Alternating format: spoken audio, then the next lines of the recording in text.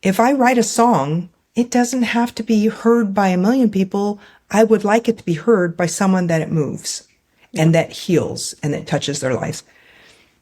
To me, that's being successful. Welcome back to Second Verse, the show for artists in midlife who feel that tug to return to the music that's been waiting for them. I'm your host, Becky Boyland, singer-songwriter, producer, and fellow second act creative. And today's conversation is one that goes straight to the heart. My guest is the luminous Kathi Copans, who creates under the artist name Kathi Fran. She's an artist, musician, singer-songwriter, and lifelong teacher whose work is rooted in authenticity, the kind that invites you to cry, smile, laugh, learn, reflect, and maybe even heal a little along the way. Kathi's story is one of tremendous resilience. She grew up in a deeply musical home, moved through classical training and garage band adventures, poured 15 years into shaping young musicians as a choir teacher, and then, after illness, loss, and a forced pause, rediscovered songwriting as the path back to herself. And what blossomed from that season is a body of work full of warmth, honesty, and meaning. In this episode, we talk about purpose, co-writing, production, loss, healing, and why it's okay for your music to unfold slowly and imperfectly, because the journey itself is the point. If you've ever wondered whether your art counts when life has taken you off-road for a while, this one is for you. Let's dive in. Welcome, Kathi. Thank you so much for being on Second Verse today. Thank you for having me, Becky. I always love to dive in with all of my guests. When did you first fall in love with music? Tell me about music as you were growing up. I've always loved music. I have a very musical family, and I really believe that as a teacher, I believe that people can get that through genetics, and they can also, things can skip generations, and just their passion and love for it, even if it's not a genetic thing. But I always loved it. And my mom noticed she was a musician and an artist. And we always had music in the house. And so she saw me take an interest when I was 3 at learning. So she thought, I'll teach her. And so she thought I was reading, but I was not. I was playing by ear. It was just, I loved it. It was something I felt like I can do this and I want to do this. And I was classically trained, and I was also in garage bands since I was 12 playing flute, which was strange. But I always just wanted to play everything, and I always listened to harmonies. And I loved writing as a kid too, writing, journaling, writing stories, poems, even in grade school. So it was just something I said, I want to do this. I want to be a rock star. That's really awesome too, to have that classical background and be playing by ear, because I'm classically trained with trumpet, but it was not something that I ever felt like with that instrument that I could do. I could play by ear when it came to melodies, but as far as like jamming and doing those types of things, that didn't become comfortable to me until I started playing guitar. So it's really interesting that flute would be your chosen jam, you know. It was fun, lots of fun, but yeah. That's really awesome. And so then as you continued on with music through school, what other things did you get involved in? I was always looking for people to play with, to jam with. I also, I wanted to play every instrument. I took some voice lessons. I was continuing with piano lessons. I picked up guitar, saxophone, and musically, this sounds terrible. I don't want the kids to know this because I taught choir for many years later, but I always thought it was very dorky to be in band or choir. Although in junior high school, I was in orchestra playing flute, but I always felt after that, that I didn't want to do it because of that. So I always did it on my own. I did lessons on my own. And that's a horrible thing to say because I taught so many kids in choir, and it was just the most fun that these kids had. So, and I wish that I was brave. I think part of it was that I was afraid to be in front of people like that. How did you kind of make your first pivot out of music? All through my childhood and preteens and teens and 20s, I was always in clubs, playing in clubs and writing and trying to get the music to places. And things are a lot different nowadays. But I think what was happening is that I had to make a living for myself. And so I was always stuck in offices and I couldn't stand doing that. And I was always teaching also on the side too. So I always had a night gig, a teaching, private music lessons gig, and a daytime job. So it got very tough for me. And I think I finally just, in my early 30s, I said, I don't think I can do this anymore. I can't make it in music, which I know I see that as something different now. But so I said, well, what do I love doing? I love teaching. So I did go back to school and got my teaching credential, and 8 years later, started teaching. I was teaching math actually at first until I got the choir position. That was a little scary because I thought, oh, I'm an instrumentalist, but I know harmony, so I'm just going to teach them what I know. I did that for 15 years in middle school and then in high school. And it was just such a joy. It felt like I'm getting to perform because I am working with these kids and they're performing and I'm teaching them everything that I love and I'm passionate about, and they're becoming passionate about it. And it was just kind of a dream come true that I didn't know I had. So that felt like it was fulfilling my desire to perform, and which I did get to perform a couple times. I could play my flute with some of the choir things and sing with them sometimes. Sometimes they would request, I want to do a solo with you. And I'm thinking, okay, all right. It probably makes a lot of sense to people that, of course, you're a musician, and so becoming a music teacher would just be a natural thing. But it's so often so very different. Just like your anecdote about like being in band in school was not the thing that you thought was the coolest thing to do. And I'm okay with the fact that, I'm secure enough because I love being in band. But I wish I did. I wish that I felt that way. It probably would have been, now seeing it as a teacher of music in the schools, seeing how much joy and how much fun it was, it probably would have kept me out of more trouble. And I would have enjoyed it too. So. Very, very true. Yeah, very true.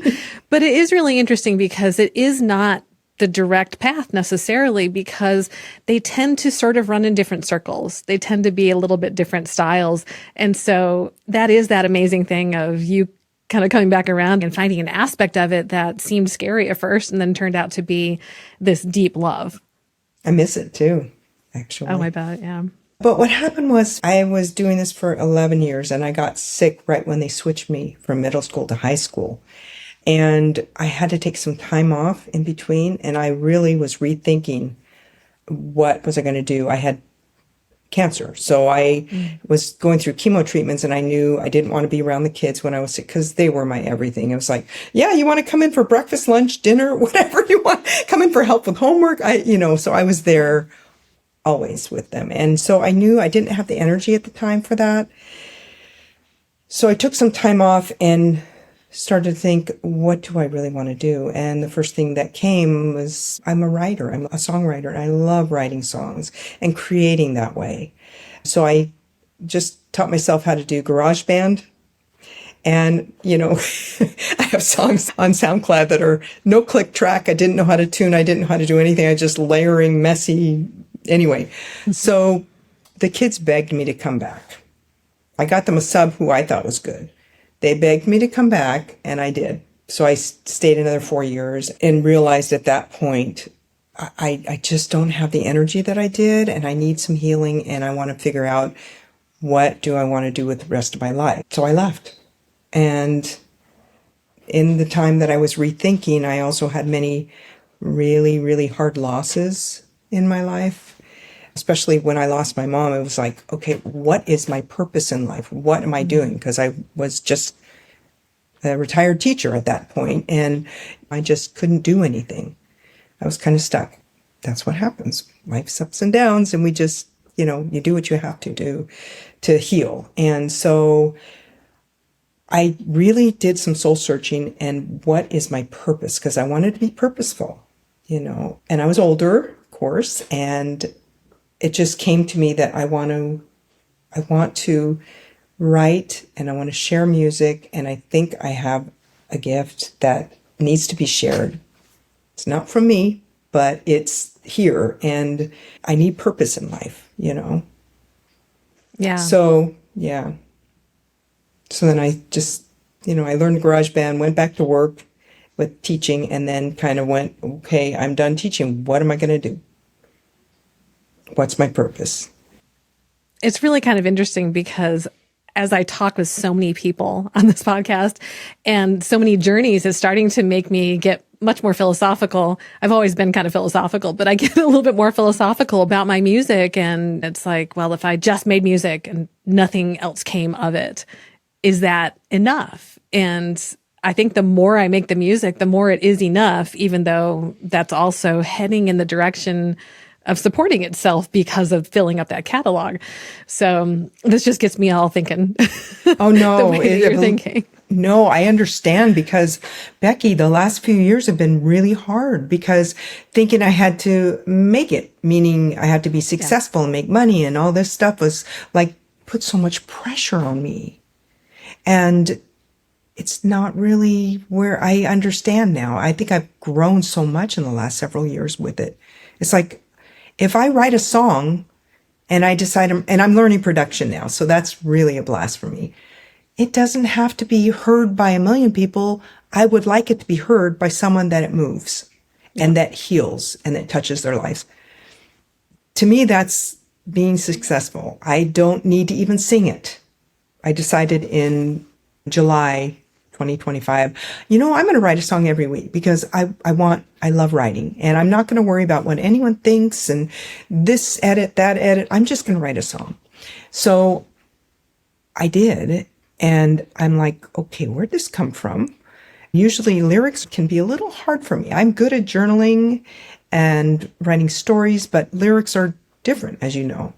So, and the music always comes easy, but I wrote the song and I loved it. And I went, okay, I got to record this. My cat got sick. My heart and soul cat got sick. And he, I don't want to cry, but he was really my soulmate for my soul cat for 14 and a half years. So he was with me every second, and it felt like the hardest loss I'd ever had in my life. But I had written the song and recorded a scratch of it before he got sick in August. And for 2 months, my life was dedicated to just taking care of him. He had his surgery. It was cancer. And I thought that he would heal. And then he passed. So I couldn't get myself to do a real vocal on that. So I reached out to one of my songwriter friends and said, would you play guitar for me on this? And then it turned out that somehow she just recorded vocals because she loved the song too. And we were sharing the song. It's a song split. She had some suggestions that I said, you're my co-writer now. And she sang it so beautifully. I thought, I don't even need to sing this song. And even though, that's another big thing. After my cat got sick, I realized that song that I wrote, I've always been writing about Max forever. That was his name, but never came up with a song I loved about him. I realized afterwards when he got sick that song was a love song to him. Wow. So that's why it was so hard for me to sing it, because it's about him. And like I said, I don't even know where it came from. So my friend, she ended up doing a beautiful production of it. It's not released, but we're talking about what to do with it next. And it's amazing how music works and how we use it to heal ourselves when we write it, right? I'm sure you've experienced that too when you write. It's very healing, right? Oh, absolutely. And I think that that's such a really important recognition, because when we do have that initial aspiration of, I've got to, and it's actually not just an aspiration. I think it is a pressure to think that this thing that was perfectly fine as our hobby now has to earn its keep. And I think the better that we get at it, that starts to sort of fall away, hopefully. And if it doesn't, it actually holds us back from getting better at it.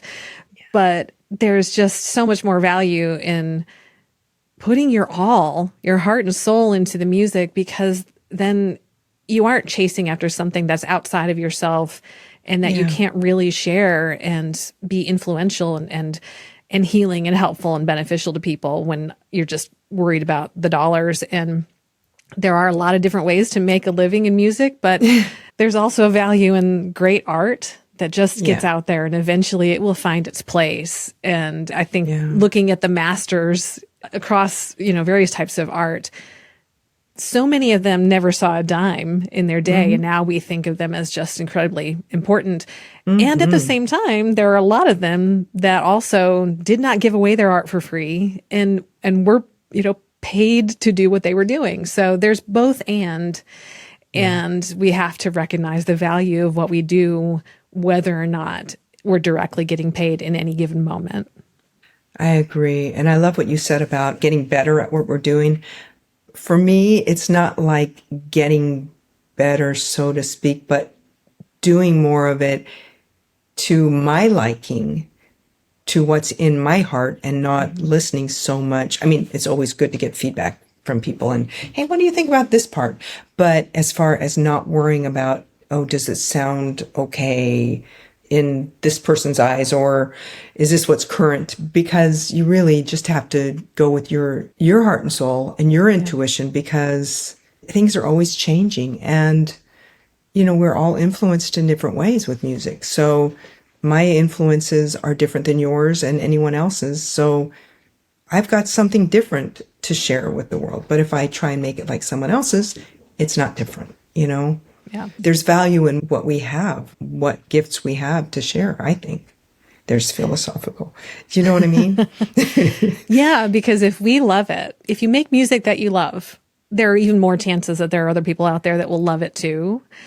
And it's a funny thing about influences also, because I think about some of the songs that I've done that have very clearly sounded like a certain era or genre. Yes.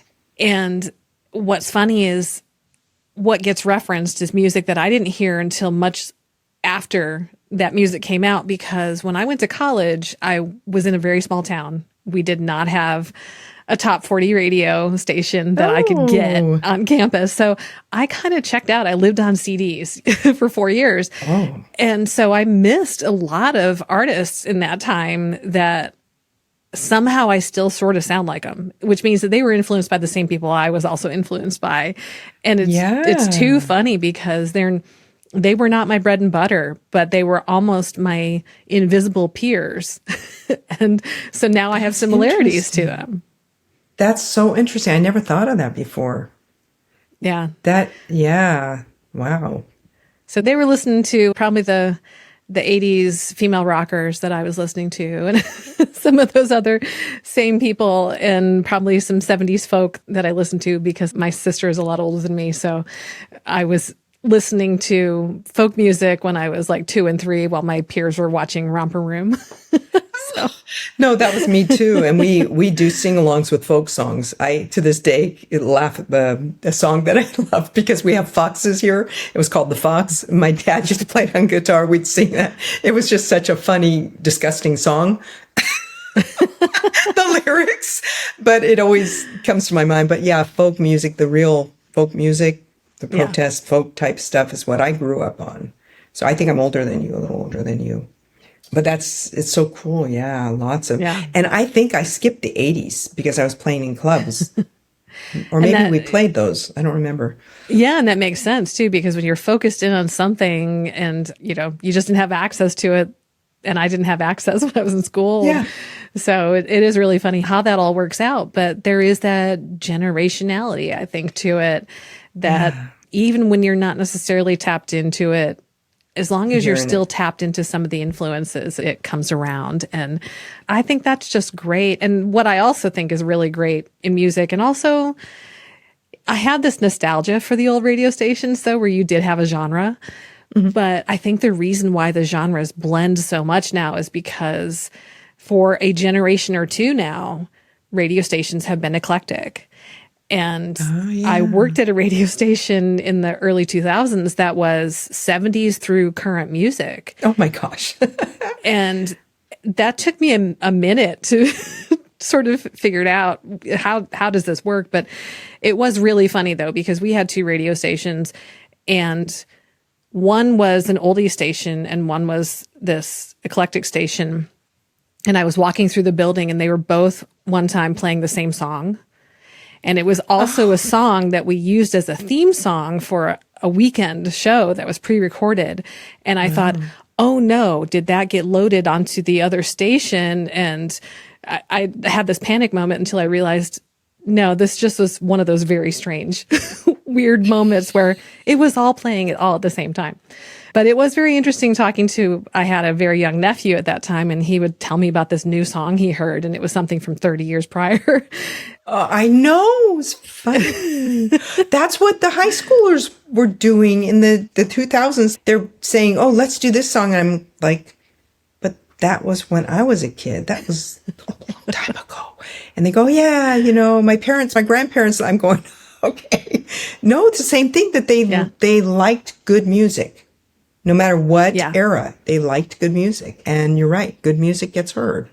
And that's good news for us as artists too. And I think when we get so focused in on reference tracks and trying to sound like somebody else, they have their place. They can be really beneficial. But if you look at a lot of the artists that are iconic, they were not trying to sound like anybody else. They were specifically trying to sound new and different and unique and fresh, like the Beatles and just anybody else that we think of as defining an era or a genre or something like that. Those are people who didn't sound like somebody else. Yeah. And I think that that's worthwhile. I think it's good to educate ourselves about what the possibilities are and then try to go beyond them. But ultimately, like we said before, just play music that you love. Yeah, that's so true. I listen sometimes to what I'm doing, and I'm always thinking my voice is not a current sounding voice, and it's not. So, like I said, I've written with people that they're going to release the songs and they're going to sing them, and I'm happy. I love doing my own too, just because it feels good to express and to, especially if it's very personal for me. But I don't sound like any of the current stuff. And I'd love to be able to do an indie folk, and I guess I could sound like it if I keep working on it, but it's just not, and yeah, you know what I'm saying. Yeah. I feel like, I could fit into certain genres, but I just want to do what feels right to me and I don't know. I want people to hear and someone to be moved by it, but I don't fit into all genres. No, and a lot of us really don't. And that's okay. And that it really is totally okay. And I think that it can be hard initially for us and even for a long time after we kind of get started to realize that there is an audience for everybody. And when we're kind of working in a vacuum, as artists do, yes, it's hard to sort of have that perspective that, there's probably a lot of people, not just like one or two. There's a lot of people. I just haven't met them yet who are interested in whatever that sound is. And then I think for me, it's kind of driven me to try different styles production wise and just test out some things. And then I find myself in a place where if I do want to sing it just so I can get it out, I have to try something different. I have to see, what do I have in me? How far outside of my normal genre can I go? And that's been fun to kind of surprise myself sometimes, but that's also cool to own what I'm doing and be like, hey, this is me. This is my sound.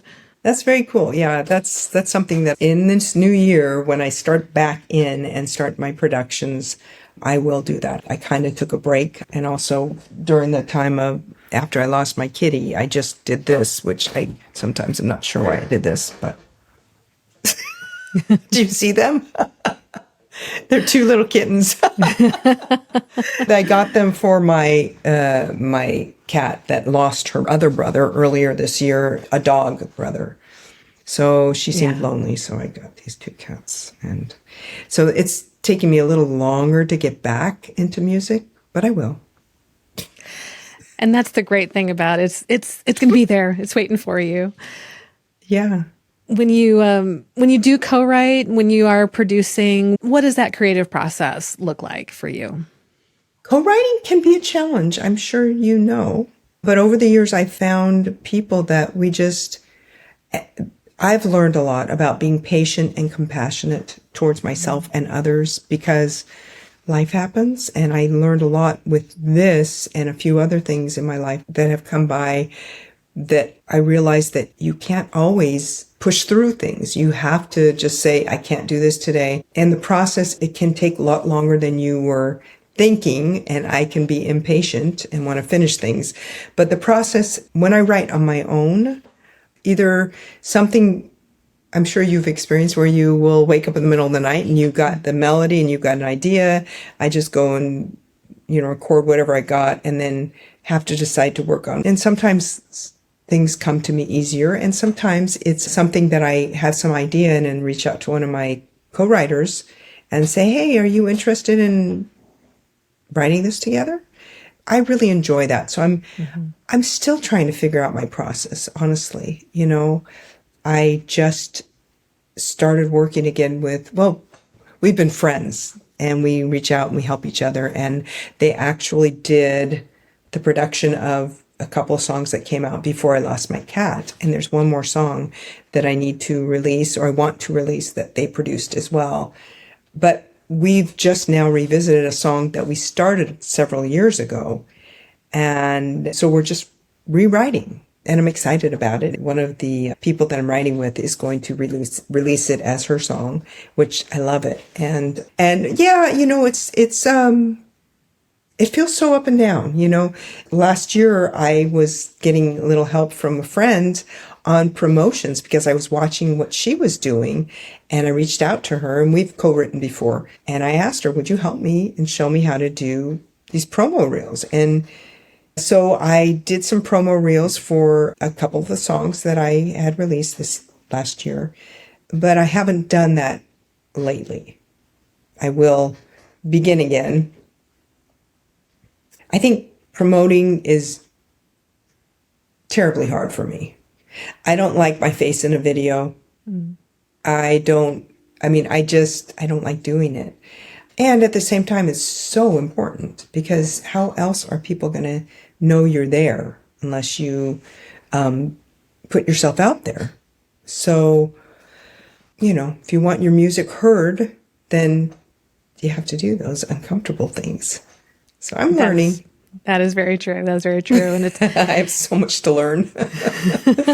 Well, it's such a different industry than what we were bystanders observing back in the day. And back in the day really is only even 10, 15 years. But yeah, the great importance of having to be a self-promoting artist really does fly in the face of the fact that most of us don't high function in that way. it's more introverted. Exactly. It's sort of like the doctors who finish medical school and then find out they have to be business owners and discover what a tremendous surprise that is. And it's just the same, only the stakes are not quite the same. for the artist, although they can be, they just might be more long-term, but for the artist, the need to be a business owner is the surprise that we find, even if we're just elevating a hobby, not necessarily making it a full-time, but in order to elevate that hobby and get our music out there, we do still have to figure out some of the pitfalls of self-promotion. Oh yeah, it's tough to do that. So I'm kind of gearing myself up to it because I do have one song that I'd like to release and it's ready, but like I said, I took the break. I was supposed to release it in October or November. And I never set it up to release, so I didn't. And I just said, it's going to go on hold. And at that point, I might even delve into making an AI music video for it. Do something with sketching. I might do some sketching and try that. But yeah, you're right. There's so many aspects of music if you want to get music heard. And like I said, for me, it's not about making tons of money, although that would be nice. However, it's good for me because I'm more relaxed about it and I still persist. But when things in life happen and I need to take a break, I'm okay with those ebbs and flows, you know. Yeah. and starting back again. And I'm just starting to be okay with it because it's been a real challenge for me these last maybe 4 years. Just, I got to do this. I got to do this. I got to do this, and I got to make money. And it's like, no, no, no, no, no, no. And I have a lot of great teachers, which are my co-writing friends that are just, I just adore them. They've become very good friends, and they're not anywhere around me. They're in other countries. So we do a lot of Zoom calls, and some of them are just to catch up and talk, which is wonderful. And it's about, our world is not so kind right now. And so for us, being kind is really important, and as music people to put music out there that's meaningful, or it doesn't even have to be. It's just us, it's our heart. It doesn't have to be like earth shattering or anything, just from our hearts, or something fun we want to do, anything, right? Yeah, absolutely. And I love that perspective too. And I think that is the other grounding thing about putting out your music, and at this stage in our lives, that's the whole point of doing the music. It's much more about the music itself than what it can bring back to us. It's what we're putting out into the world and continuing to do that. Yeah, I agree. And we have to do it for our soul too, not just, I got to do this because, no, I want to do this because this is my purpose in life. And at whatever speed I go, that's fine, Yeah. We'll be back with more after this break. The second verse is sponsored by Attitude Creativity. Many indie music artists don't have a website that grows their audience and reflects who they are, so they get lost in the noise of streaming. Marketing and brand messaging with Attitude Creativity helps boost your brand and build a site that hits all the right notes. You want to be an artist who stands out from the crowd, and to do that, you need your music to be heard. If your website doesn't reflect who you are or make an impact, you feel like a singer who's been handed a pair of drumsticks instead of a mic. You deserve a website and brand messaging you can be proud of, and that doesn't take time away from your music. As an artist like you, I understand how overwhelming websites and marketing can be. And that's why, putting on my other creative hat, I put my decades of marketing and development experience to work for you. You'll no longer have to apologize for your website. You'll look and feel like a professional with a custom story branded website you can be proud of. And right now, you can get a head start with my free downloadable EPK blueprint and start building your electronic press kit to promote your music. Head to attitudecreativity.com/blueprint to get your copy. That's Attitude, ATTITUDE, creativity.com/blueprint. Second verse is brought to you by Singing Straw. Oh, you caught me in the middle of a vocal warm-up.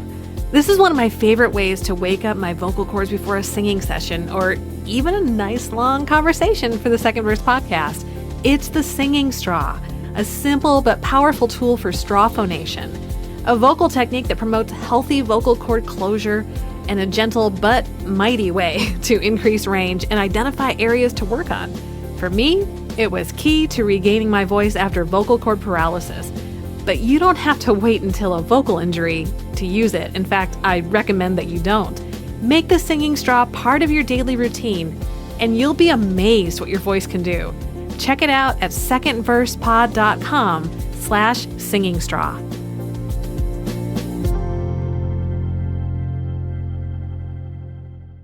So talk about some of the instrumentation that you use, and what are the instrumental ways that you approach songs, because you have a number of different instruments that you play.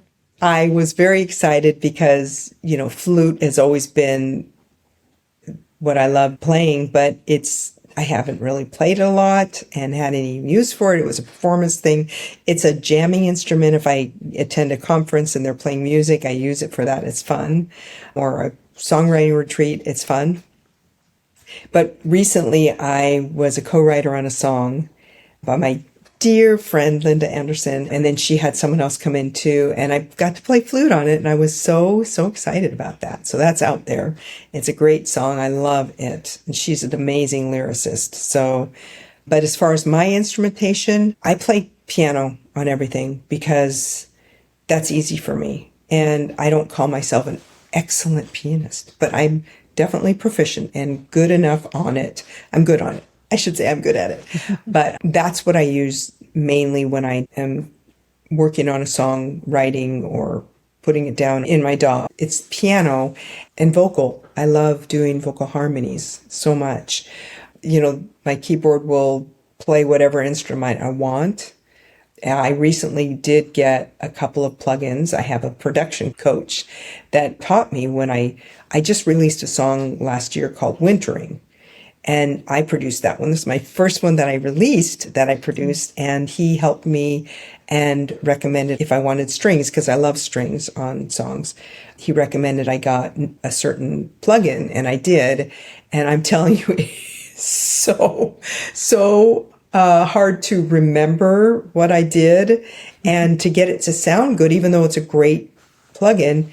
It's not easy. Like if I'm just using my DAW and just playing my keyboard and playing the notes for different voicings of strings and arrangements, easy, but they don't sound like real strings. So that's why I got this. But for me, I love guitar, but I don't play well enough to record it.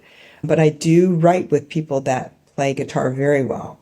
So that is a good thing, because they do live guitar on, they've done it on some of my stuff, which is wonderful. But basically for me, I'm at the keyboard playing piano and whatever melody lines that I need, and then just singing. And I even use the piano for bass lines and things. And I have a really nice sounding piano plugin. So that's it. I mean, and I would like to start playing live flute now on my productions, because it's real nice. But anytime that I can get help with other instruments, I'm always happy to have live instruments. I just don't do it.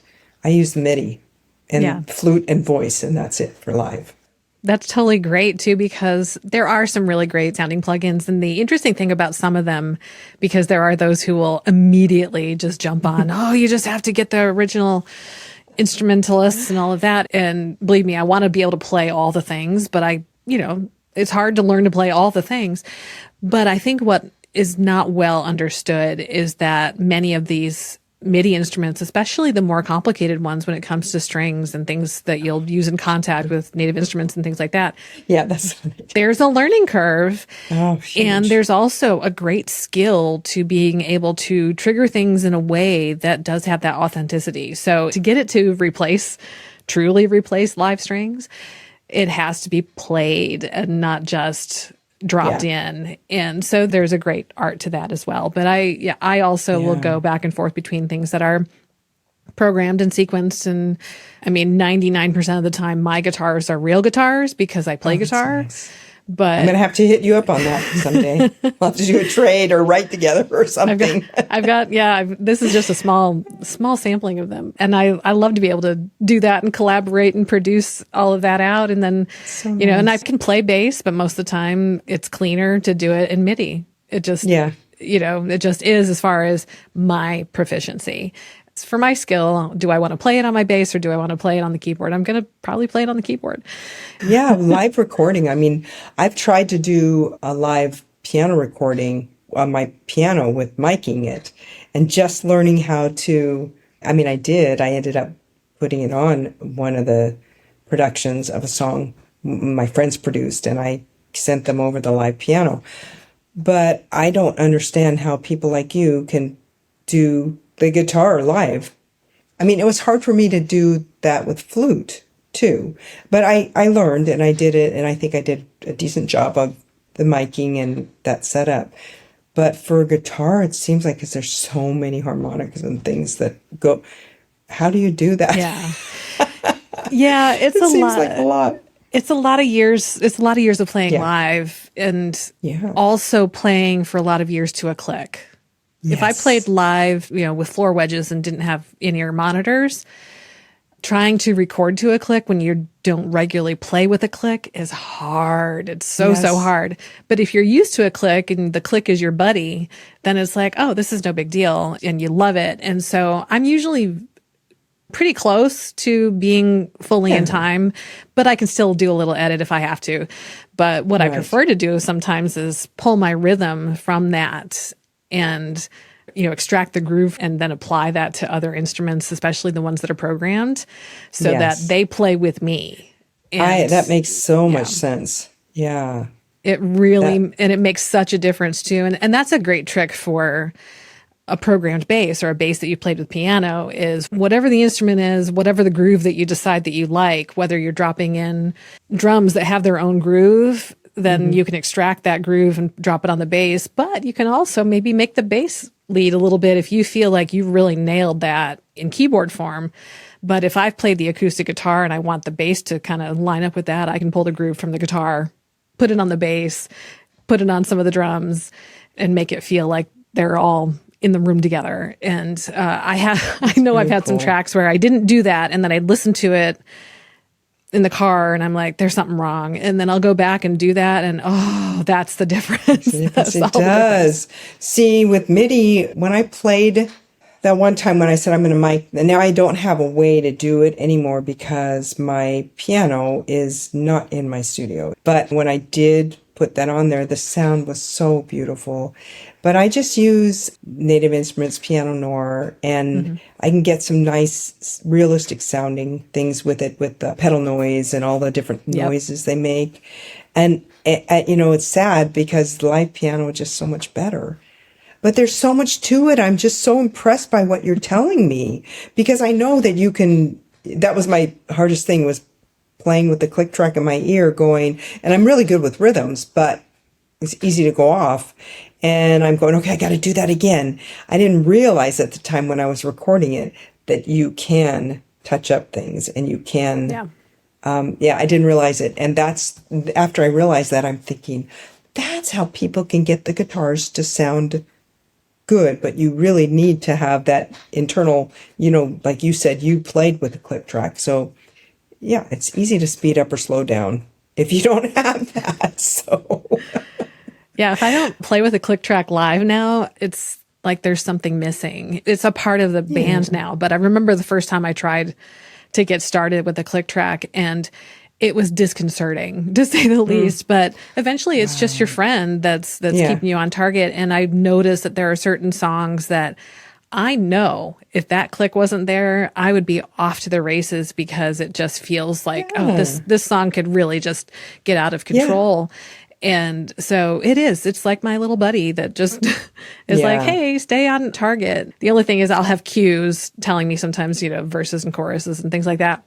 Every once in a while I'm in the zone and I ignore the guy telling me which part I'm going to. And then I say, I got to get back on track. Do you do a lot of live performing? I've been a worship leader for all my adult life, and so I play every weekend with the click track. So, yeah. Of course. That's wonderful.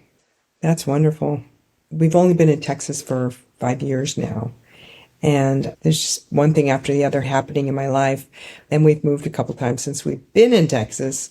But there are actually a lot of musical things happening here, a lot.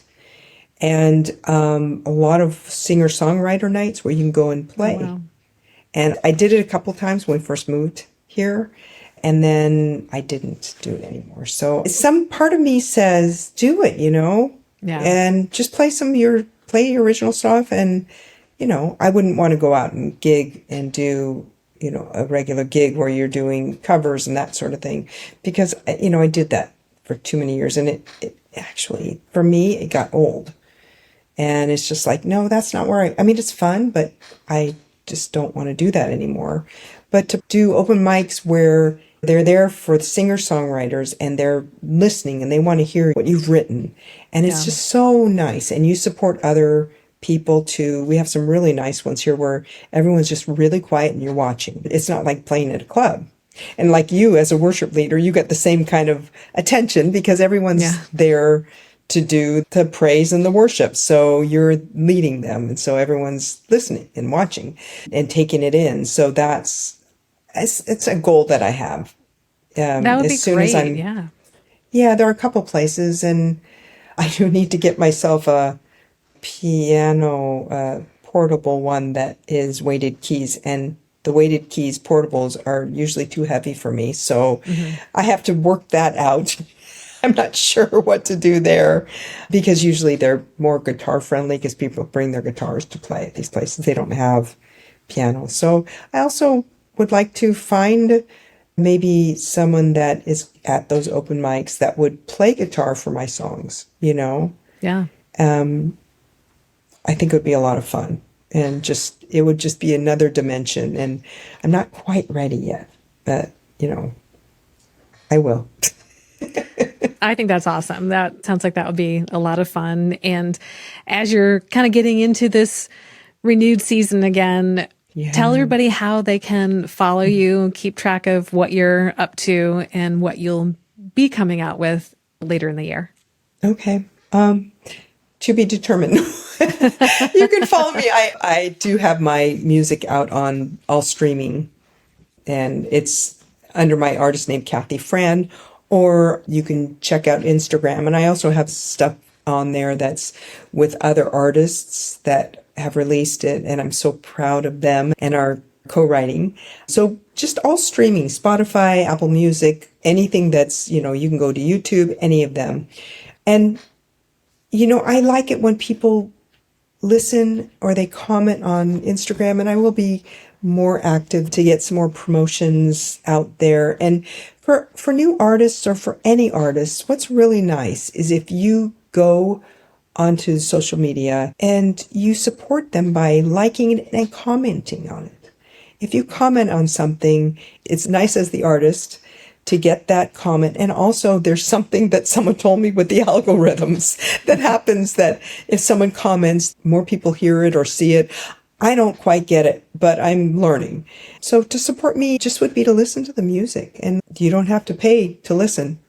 You can stream it on anything, and free for you. And for me, it's nice to get the listens, and Yeah. I just want people to hear my music, and that's all. I want people to hear it, and if it moves you, let me know. And this year coming up, I would like that song that I told you about, that is about my Macs. I would like to get that out there. However, my partner and I have been talking about what we want to do with it, and one of my dreams is to have a song in a film, because I always think of my songs as Hallmark or Disney or animated sometimes. But the songs move me. And this song in particular, I love it so much, with my friend singing it and her production of it, that I think we're going to wait to do releasing on it to see what else we can do with it, to possibly find a film that wants it. And I know that's a tough business too. But that one, I think that will find its way somewhere, and maybe not now, but look at Kate Bush. Right. I've been into her since the 80s. And because of Stranger Things taking her song, it's amazing. Moving forward, I will be releasing songs that I will produce. I also have some co-writes that others will be releasing that I'll be looking forward to. I'm not giving up my passion and what I've always wanted to do my whole life, because it really is. It's the only thing that I know of. I mean, there are other things that we do in our lives, like being nice to people, opening doors, saying kind things, smiling, or whatever. Those are all purposeful, and that is important in life. But as far as my passion and my dream, music has always been something that I'm passionate about. I love teaching. I love writing. I love helping. I'm not going to stop doing it in whatever form it comes. I think the world needs goodness and fun and laughter. So I won't stop. What would you recommend to those who are always dreaming of music and maybe had a different career and are now going to maybe try to make this more of a front hustle, so to speak? What's your recommendation to those folks who are not sure if they can do it? I would say just do it, and no expectations. Just do it. Be patient with yourself. Be kind to yourself and others, and just do what you love. If you have that dream of writing or producing any of that stuff, just don't give up, because it takes a long time. I say that it can take a long time. And if you don't do it, if you don't start it today, then tomorrow you're not going to be any further with it. Be persistent, be consistent, do it every day if you can. And what do you got to lose? The only thing you have to lose is if you have that passion in you and that desire to do it and you don't do it, then that's a problem, because you will regret not doing it. So do it, practice, find other people that do it, have fun with it, enjoy it. That's awesome. And I wholeheartedly agree. This has been such a delightful conversation. Thank you so much. And thank you. I'll have everything in the show notes so people can keep up with you. And thanks again for being here. Thank you, Becky. So kind of you to ask. And I loved our conversation. Thank you. What a gift this conversation has been. I love how Kathi reminds us that the creative life isn't linear. It comes in ebbs and flows, in seasons of wintering and seasons of blooming. She taught for 15 years, walked through illness, deep loss, and the grief of stepping away from the classroom. And yet her purpose found her again through songwriting. Here are a few highlights. The way she reframed making it as shifting away from the pressure of what some might deem success, and instead leaning toward purpose and impact. Then there's her honesty about co-writing, community, and her belief that kindness is at the center of the music world she wants to help build. And finally, her deep reminder that your art matters, even if it reaches one person, because healing one person is still changing the world. And here's your actionable takeaway, especially if you're an indie artist trying to find momentum. Choose one tiny, achievable action that helps your audience experience your art. One 20-second clip, one open mic night, one co-writing session, one DM to another songwriter. Small steps create clarity, and clarity leads to confidence, which is the foundation of your brand. When you define the next right step and make it simple, you remove the overwhelm and create a path you can stick with. Your second verse begins with one action. Before we head into Kathi's beautiful track, Wintering, I'd love to ask you two quick favors. If this episode moved you, please subscribe, leave a review, and share it with someone who needs to hear it. It helps the show reach more artists who are finding their own second verse. And now, settle in for Wintering by Kathi Fran, a song full of tenderness, honesty, and the healing power of legacy.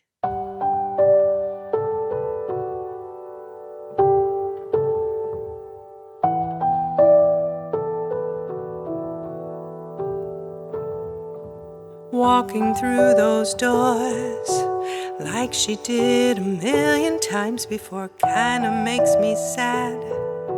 She's not there to greet me by the door. Then I see you on the porch.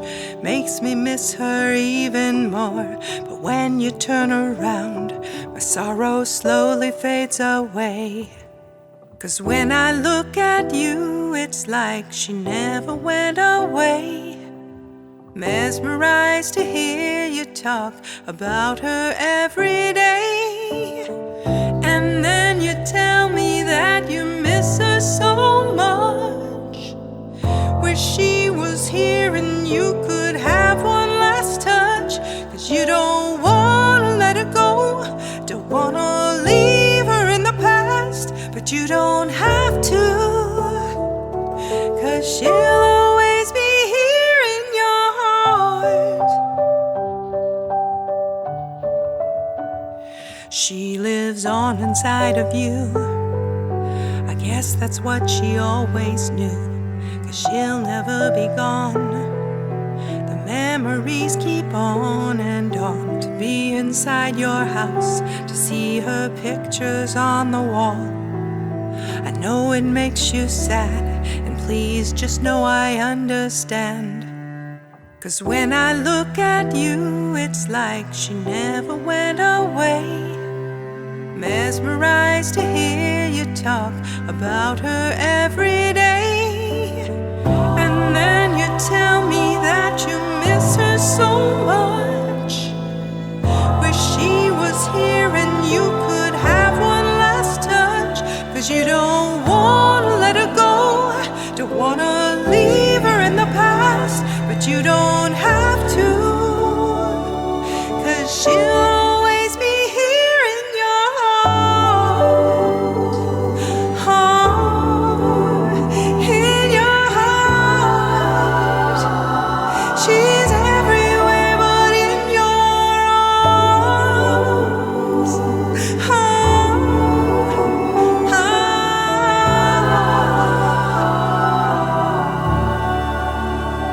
She was the spring, she was the summer, she was the fall of your life, and now you're wintering, and that's alright because she's the sun, and the sun always shines. And then you tell me that you miss her so much. Wish she was here and you could have one last touch. 'Cause you don't wanna let her go, don't wanna leave her in the past, but you don't have to.